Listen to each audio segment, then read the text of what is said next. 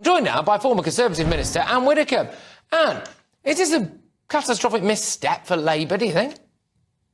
It's absolutely ludicrous. If you actually look at the expressions in that clip that you showed of Rachel Reeves and Angela Rayner, they don't exactly look ecstatic. They've got very, very fixed expressions and smiles.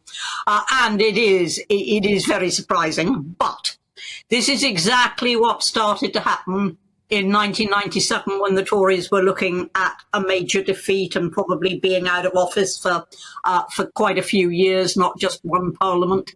And I can think of at least 4 Conservative MPs who defected, 2 to Labour, 2 to the Lib Dems, during that time.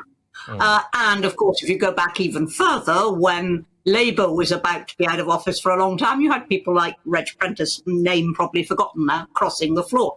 So it isn't unusual, and what this is saying is that Natalie Elphicke and anybody else who does what she has done is simply recognising that the Tories have no future and she's hedging her bets.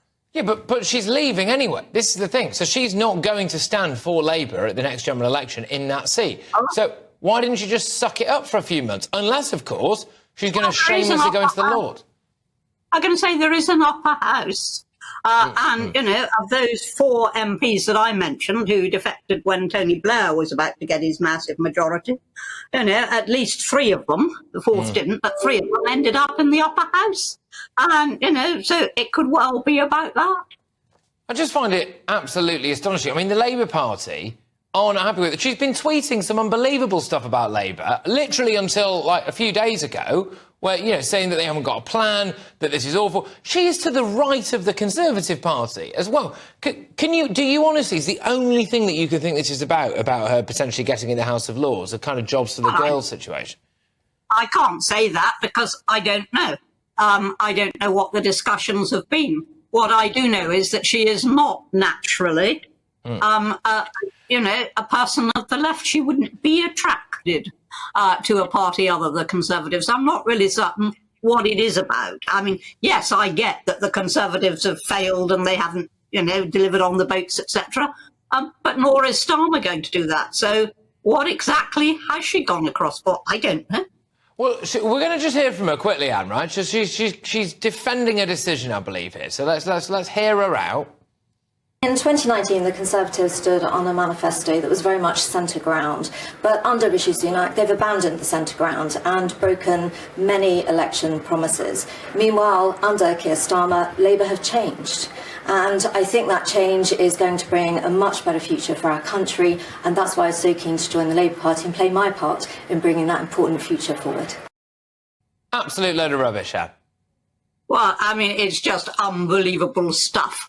I mean, yes, the Conservative Party were on the centre ground, but she's always been right. So, you know, what's all that about? She's always been well to the right of centre, as far as I recall, at any rate. So I don't get that. And as for saying that Keir Starmer, you know, Labour's changed under Keir Starmer, I mean, this is a man who shouted the merits of Jeremy Corbyn. What is she doing? Yeah, she's the only Labour member of the ERG now as well, which is quite funny, actually. That European research group there, staunchly pro-Brexit, all of that stuff.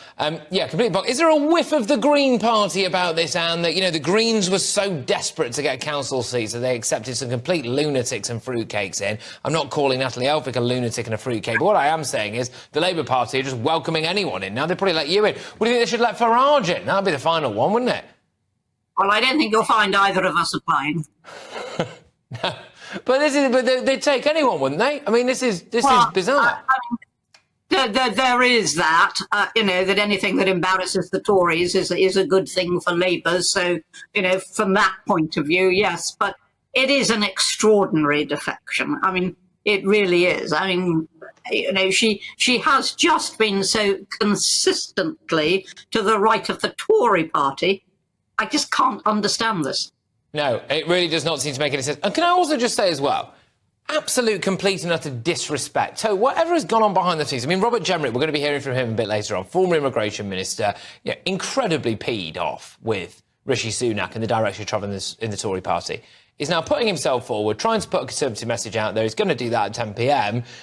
he's not defecting to Labour, and to just do it at Prime Minister's Questions time, it does raise serious questions about the moral fibre of this woman.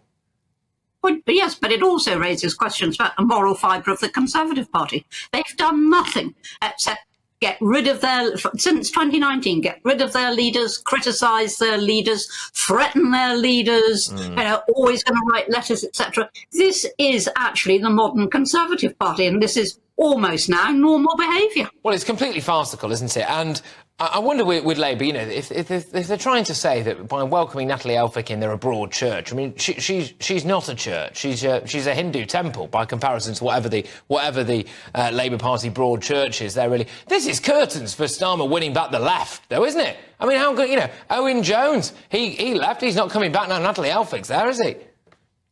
Well, I think probably an awful lot of people in the Labour Party tonight and in the Labour Parliamentary Party are choking on this and don't like it. But on the other hand, it's one in the eye for the Conservatives. That's what the thinking is.